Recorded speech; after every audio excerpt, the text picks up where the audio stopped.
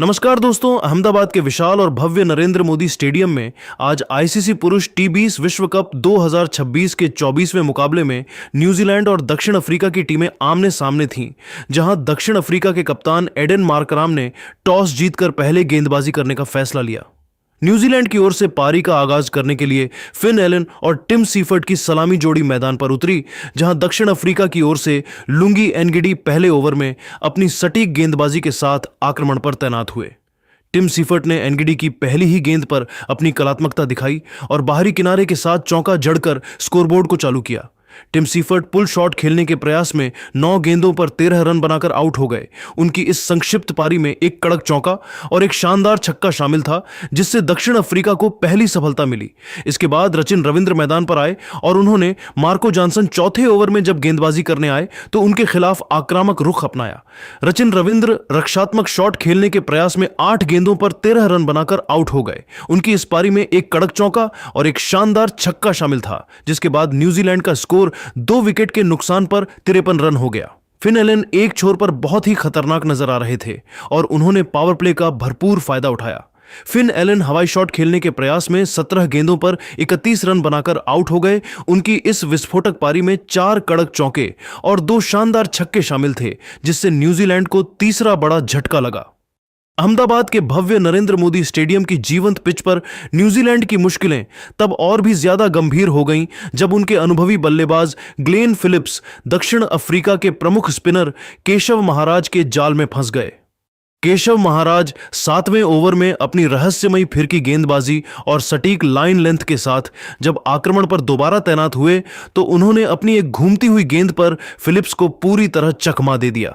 Glenn Phillips एक बहुत ही आक्रामक कवर ड्राइव खेलने के प्रयास में गेंद की गति और टर्न को भांपने में पूरी तरह विफल रहे और गेंद उनके बल्ले का अंदरूनी किनारा लेते हुए सीधे स्टंप से जा टकराई, जिससे वे क्लीन बोल्ड हो गए। ग्लेन फिलिप्स कवर ड्राइव खेलने के प्रयास में 3 गेंदों पर 1 रन बनाकर आउट हो गए।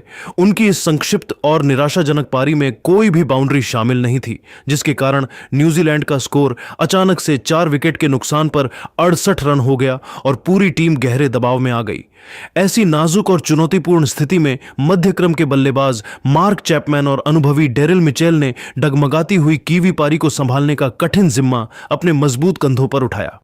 जहां दक्षिण अफ्रीका की ओर से तेज गेंदबाज कॉर्बिन बॉश 8वें ओवर में अपनी तेज रफ्तार गेंदबाजी और घातक यॉर्कर के साथ आक्रमण पर तैनात हुए ताकि न्यूजीलैंड के मध्य क्रम को और ज्यादा झकझोरा जा सके। हालांकि इन दोनों निडर बल्लेबाजों ने दक्षिण अफ्रीकी गेंदबाजों की रणनीतियों को पूरी तरह से विफल करते हुए उन्हें निशाने पर लिया और मैदान के चारों ओर चौकों और छक्कों की भीषण बारिश शुरू कर दी, जिससे स्टेडियम में मौजूद प्रशंसक झूमने पर मजबूर हो गए।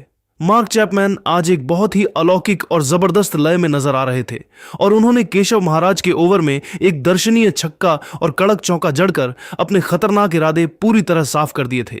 जैसे जैसे खेल आगे बढ़ा, न्यूजीलैंड की पारी ने अपनी खोई हुई रफ्तार दोबारा हासिल कर ली। कॉर्बिन बॉश 11वें ओवर में जब दोबारा अपनी गेंदबाजी के मोर्चे पर तैनात हुए तो डेरिल मिचेल ने उनकी गेंदों पर प्रचंड प्रहार करते हुए स्कोरबोर्ड को तेजी से चलाया और न्यूजीलैंड के कुल स्कोर को 100 रनों के मनोवैज्ञानिक आंकड़े के पार पहुंचा दिया। डेरिल मिचेल 18 गेंदों पर 28 रन पर नाबाद थे और उनके साथ मार्क चैपमैन 17 गेंदों पर 34 रन पर नाबाद रहकर दक्षिण अफ्रीकी गेंदबाजों की धज्जियां उड़ा रहे थे, जिससे कप्तान एडेन मार्कराम के चेहरे पर चिंता की लकीरें साफ नजर आने लगी थीं। खेल के 12वें ओवर में दक्षिण अफ्रीका के कप्तान एडेन मार्कराम 12वें ओवर में स्वयं अपनी स्पिन गेंदबाजी के साथ मोर्चे पर तैनात हुए ताकि रनों की इस सुनामी को किसी तरह रोका जा सके, लेकिन न्यूजीलैंड के बल्लेबाजों ने उनका स्वागत ही गगनचुंबी छक्कों के साथ किया। डेरिल मिचेल ने कप्तान मार्कराम की तीसरी ही गेंद को भांपा और उसे लॉन्ग ऑन के ऊपर से एक विशाल छक्का जड़ा, जिससे गेंद स्टैंड्स की दूसरी मंजिल पर जा गिरी। इसके बाद अगली ही गेंद पर उन्होंने बहुत ही चतुराई से सिंगल लिया और मार्क चैपमैन के साथ अपनी 50 रनों की एक अत्यंत महत्वपूर्ण और मैच जिताऊ साझेदारी को पूरा किया। ओवर की अंतिम गेंद पर मार्क चैपमैन ने भी अपनी बाजू खोली और मार्कराम की गेंद को लॉन्ग ऑन की दिशा में एक और गगनचुंबी छक्का जड़कर इस ओवर का एक बहुत ही सफल और यादगार अंत किया। 12 ओवरों के खेल की निर्धारित और रोमांचक समाप्ति के बाद न्यूजीलैंड की टीम ने 4 विकेट के नुकसान पर 121 रनों का एक बहुत ही मजबूत, चुनौतीपूर्ण और अभेद्य स्कोर बोर्ड पर खड़ा कर लिया था, जहां रनों की रफ्तार 10.08 प्रति ओवर की बहुत ही शानदार दर से चल रही थी।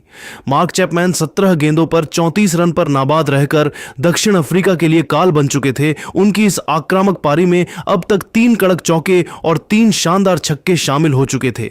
वहीं दूसरे छोर पर डेरिल मिचेल 18 गेंदों पर 28 रन पर नाबाद थे। उनकी इस जुझारू और रणनीतिक पारी में अब तक 2 कड़क चौके और एक शानदार छक्का शामिल था, जिसने दक्षिण अफ्रीका की पूरी टीम को अब पूरी तरह से रक्षात्मक और मनोवैज्ञानिक दबाव में ला दिया था। अहमदाबाद का यह ऐतिहासिक मैदान अब एक बहुत बड़े स्कोर की नींव का मूक गवाह बन चुका था। अहमदाबाद का यह मैदान अब इन दोनों बल्लेबाजों की आतिशी बल्लेबाजी और दक्षिण अफ्रीकी गेंदबाजों के संघर्ष का मूक गवाह बन चुका था। न्यूजीलैंड की टीम अब एक बहुत ही विशाल स्कोर की ओर तेजी से बढ़ रही थी और उनके पास अभी भी बल्लेबाजी में काफी गहराई बची हुई थी। दक्षिण अफ्रीका को मैच में वापसी करने के लिए इन दोनों में से किसी एक का विकेट जल्द से जल्द चटकाना था, वरना मैच उनके हाथ से निकल सकता था। अहमदाबाद के भव्य नरेंद्र मोदी स्टेडियम में चल रहे इस महामुकाबले का रोमांच अब 7वें आसमान पर पहुंच चुका था, जहां न्यूजीलैंड की टीम एक बहुत बड़े स्कोर की ओर तेजी से कदम बढ़ा रही थी।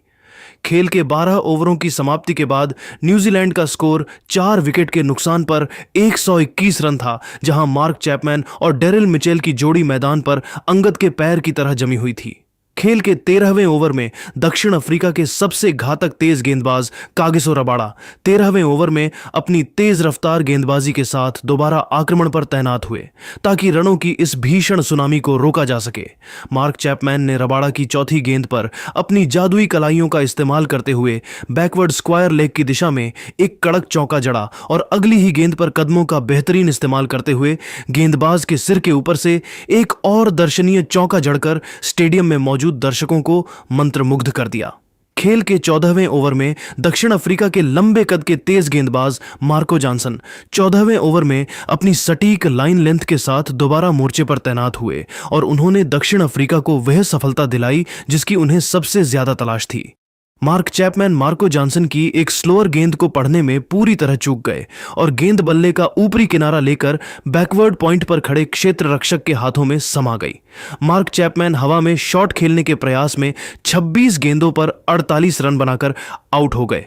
उनकी इस आक्रामक पारी में 6 कड़क चौके और 2 शानदार छक्के शामिल थे, जिससे न्यूजीलैंड की रनों की रफ्तार पर थोड़ा अंकुश लगा। इसके तुरंत बाद खेल के 16वें ओवर में अनुभवी तेज गेंदबाज लुंगी एनगिडी 16वें ओवर में अपनी चतुराई भरी गेंदबाजी के साथ दोबारा आक्रमण पर तैनात हुए और उन्होंने दूसरे जमे हुए बल्लेबाज डेरिल मिचेल को भी पवेलियन की राह दिखा दी। डेरिल मिचेल लॉन्ग ऑन के ऊपर से बड़ा हवाई शॉट खेलने के प्रयास में 24 गेंदों पर 32 रन बनाकर आउट हो गए। उनकी इस पारी में 2 कड़क चौके और एक शानदार छक्का शामिल था, जिससे न्यूजीलैंड का स्कोर 6 विकेट के नुकसान पर 145 रन हो गया। न्यूजीलैंड की पारी अब पूरी तरह से लड़खड़ाने लगी थी, क्योंकि इसी दबाव के बीच कप्तान मिचेल सैंटनर भी कॉर्बिन बॉश की गेंद पर अपना विकेट गंवा बैठे। मिचेल सैंटनर बैकवर्ड पॉइंट के ऊपर से कट शॉट खेलने के प्रयास में 10 गेंदों पर 4 रन बनाकर आउट हो गए। उनकी इस संक्षिप्त पारी में कोई भी बाउंड्री शामिल नहीं थी, जिसके कारण न्यूजीलैंड की टीम गहरे संकट में आ गई। खेल के अंतिम ओवरों में फिनिशर जेम्स नीशम ने मोर्चा संभाला और कागिसो रबाडा 18वें ओवर में जब दोबारा गेंदबाजी करने आए तो नीशम ने संभल कर खेलते हुए स्ट्राइक रोटेट की। मैट हेनरी ने रबाडा की अंतिम गेंदों पर एक बहुत ही भाग्यशाली और कड़क चौका जड़ा, जिससे न्यूजीलैंड का स्कोर 160 के पार पहुंचा। मैट हेनरी 8 गेंदों पर 9 रन पर नाबाद रहकर नीशम का बखूबी साथ निभा रहे थे।